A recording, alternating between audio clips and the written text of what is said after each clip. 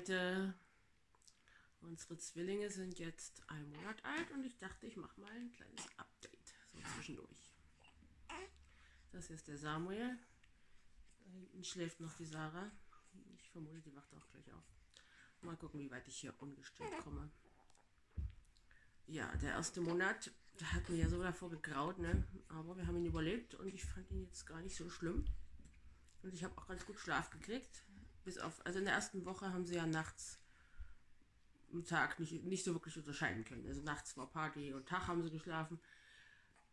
Aber danach waren die Nächte eigentlich meistens gut. Also momentan machen sie abends Party, also zwischen 8 und 10. Und wenn ich Pech habe, auch zwischen 8 und 1. Dass sie dann im Wechsel stillen wollen und kacken und unzufrieden sind und naja, mich eigentlich komplett beschäftigen. Also gestern war es mal wieder extrem, da fing es um 8 an und irgendwie um 1 dann war ich fertig quasi. Und zwischendurch, das Einzige, was ich geschafft habe, war noch die Spülmaschine auszuräumen. So. Also ich bin zu nichts anderem gekommen, weil die immer im Wechsel irgendwas wollten. Zum Glück hat mein Mann dann die Kinder ins Bett gebracht und alles andere gemacht, weil sonst wäre das komplett liegen geblieben. Ja. Und stillen da kann man halt wirklich schlecht was nebenbei machen. Das ist irgendwie doof. Und vor allem sitze ich dann so da und stille. Und irgendwie stillen, das macht so, dass man alles andere vergisst. Und wenn ich dann irgendwann wieder aufwache, quasi aus meiner Stilltrance, dann denke ich, oh Mann, so viel Zeit wieder vergangen. Oh nein, oh, und das habe ich alles vergessen, das muss ich alles noch machen. Und naja, genau, so läuft das. Deswegen, der Rhythmus ist gerade völlig im Eimer. Also dadurch, dass die Nächte halt so spät anfangen, dann irgendwann schlafen sie ja, ne? Aber eben irgendwann, dann schlafe ich dann früh nach, also vielleicht bis 9, um 10.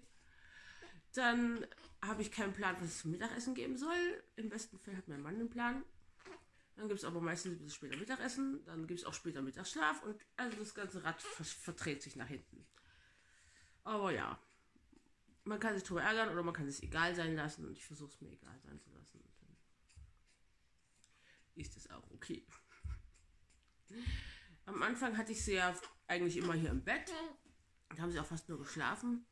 So seit 2 Wochen oder so nehme ich sie tagsüber mit runter. Dann habe ich sie in diesen Wiegen, in diesen Rock-and-Play-Wiegen, wo ihr mich so schön darauf hingewiesen habt, dass die ja zurückgerufen wurden in den USA.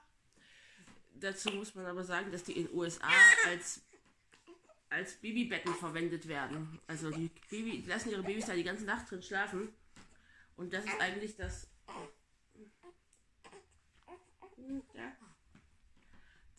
das Kritische an diesen Teilen. In Kanada zum Beispiel werden sie verkauft als Wippe, als Babywippe für einen Tag und da wurden sie nicht zurückgerufen. Also speziell dass die nicht als Babybett verwendet werden sollen. Und als das wurden sie zurückgerufen. So war das. Jedenfalls funktionieren die gut als Babywippe am Tag und da habe ich sie tagsüber meistens drin.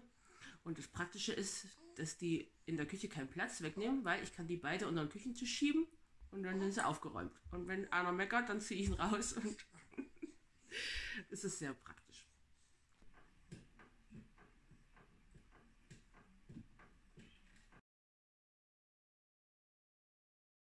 Ja, die Nächte, bis auf die erste Woche, wie gesagt, sind ja ganz okay eigentlich. Da die aber so Geräusche machen im Schlaf. Ja, hast du dich verschluckt, wa? Da die so Geräusche machen im Schlaf und mich das wach halten würde, schlafe ich immer mit einem Ohrenstöpsel. Also ich kann nicht mit 2 Ohrenstöpseln schlafen, aber ich mache einen Ohrenstöpsel rein, so wie ich das zum Mittagsschlaf auch schon immer gemacht habe. Und den anderen das andere Ohr ins Kissen und dann wache ich tatsächlich nur auf, wenn sie wirklich was wollen und nicht, wenn sie so im Schlaf machen. Und das denke ich, das sichert mir schon einiges an Schlaf zusätzlich, wo ich dann sonst denken würde, wacht jetzt einer auf, wacht einer nicht auf. Das funktioniert ganz gut. Ja, momentan schlafe ich hier im Familienbett und die Zwillinge habe ich jetzt meistens auf der linken Seite. Weil da habe ich sie mit einem Blick im Auge, wenn ich beide auf die linke Seite lege. Und den ich gerade gestillt habe, der liegt dann vorne. und der andere hinten. Und dann vertausche ich die immer. Je nachdem, wer gerade stillt, schiebe ich den anderen nach hinten und hole mir den einen nach vorne. Wenn ich Glück habe, kommen sie halt so nacheinander oder gleichzeitig nachts. Aber es gibt auch Nächte, da kommen die so verteilt. Und dann bin ich auch zu verpennt, jetzt dann den anderen zu wecken, nur weil der eine gerade stillt. Und das sind dann Nächte, wo ich halt nicht viel Schlaf am Stück kriege. Und das merkt man dann zum frühen Morgen. Das mit dem Stillen, das klappt gut. Das heißt, ich habe ein bisschen die Brüste verteilt. Also die linke Brust ist mehr die Mädchenbrust und die rechte Brust ist mehr die Jungsbrust. Aber jetzt hat er die Mädchenbrust. Ja, ich stille sie nacheinander oder auch gleichzeitig, wie es halt gerade kommt. Ich versuche da gar nicht erst irgendwie steuernd einzuwirken, weil das habe ich bei den anderen immer versucht, irgendeinen Rhythmus, also bei den ersten, später dann nicht mehr, einen Rhythmus zu erzwingen quasi, und das funktioniert nicht gut. Deswegen bin ich da einfach entspannt und denke mir, da kommt schon ein Rhythmus, und meistens klappt es ja auch ganz gut. Ja, das mit dem Abhalten habe ich jetzt auch ganz gut am Laufen. Die erste Woche habe ich ja noch Wegwerfwindeln verwendet. Danach habe ich die Wegwerfwindeln am Tag abgeschafft, und ich glaube, ab der zweiten Woche habe ich sie auch nachts abgeschafft. Ich kann das Zeug einfach nicht. Das hängt mir so schnell zum Hals raus, die Wegwerfwindeln. Einmal, wenn man die Tüte aufmacht, stinkt es. Und dann dieser riesen Müllberg, der entsteht, nur von einer Nacht quasi, oder von einem Tag. Das ist mir irgendwie zuwider. Also ich wasche lieber Windeln. Und das funktioniert gut. Also ich muss halt relativ oft waschen. Aber sonst ist das wie gewohnt. Ist halt mehr als mit einem Kind, ne? Fällt mehr Wäsche an. Gewicht haben sie auch ganz gut zugenommen. Das scheint also genug anzukommen im Kind. Die Sarah hat uns am Anfang ein bisschen Sorgen gemacht. Die hat nämlich so mit dem Kopf so überstreckt und am Anfang auch nicht so gut an der Brust getrunken. Und die hat auch nicht ganz so gut zugenommen wie er. Das habe ich so ein bisschen mir angeguckt, und dann waren wir letzte Woche beim Osteopath, und der hat da, Osteopathin, hat da eine Behandlung gemacht. Ich kann jetzt nicht sagen, dass ich jetzt so einen großen Unterschied merke. Also sie macht jetzt vielleicht nicht mehr so einseitig den Kopf zu einer Seite, sondern aber dieses Überstrecken ist immer noch so ein bisschen da. Aber sie saugt jetzt gut und nimmt auch gut zu, und ja, ich beobachte das mal. Ich denke mal, als zweiter Zwilling ist halt ein bisschen benachteiligt gewesen. Die liegen oft, also das ist wohl typisch bei zweiten Zwillingen, dass die im Bauch, die können sich ja nicht ins Becken einstellen im Kopf, sondern liegen dann irgendwie, und dann kann es mal schnell passieren, dass sie dann irgendwie komisch liegen und dann da Probleme mit der Halswirbelsäule haben. Und sie ist auch sehr schnell geboren, also das kann auch noch mit dazu beigetragen haben. Dann hatte sie auch ein neugeborenen Exanthem, das habe ich auch noch nie gesehen vorher, und das sieht richtig gruselig aus. Also ich dachte erst, was ist das denn? Habe ich im Internet recherchiert, wie ich das immer zuerst mache, wenn ich irgendwie mich wundere, was das ist. Ja, und dann habe ich ziemlich schnell gefunden, was das ist. Das fängt irgendwie am zweiten Tag an, sieht aus wie eine Nesselsucht, aber bildet so Krusten und verschwindet dann wieder. Die Krusten kann man also abholen. Und ja, das ist weniger geworden, ein bisschen hat es noch. Aber am Anfang sah das schon ganz schön. Aber man kann nichts machen, das ist was Gutartiges. Ja. Schön war es nicht, aber auch nicht schlimm. Ja. Und sie hat in der ersten Woche ziemlich laut geatmet, also laute Atemgeräusche gehabt, so. Aber das hat sich jetzt auch gegeben. Es hatte auch, unser erstes Kind hatte das auch. Da konnte ich dann auch nachts nicht schlafen. Und da hatte ich die Idee mit den Ohrenstöpseln noch nicht.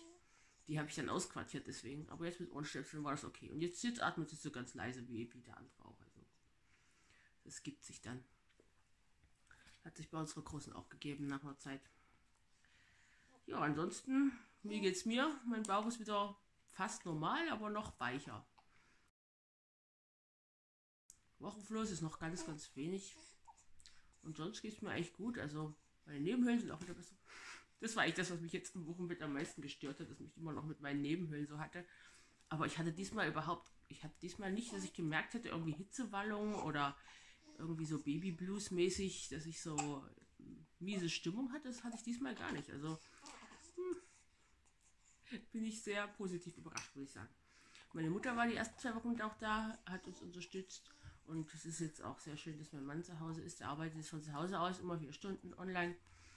Und dadurch kann er früh das Frühstück machen und das Ganze übernehmen, wenn meine Nacht mal wieder beschissen war.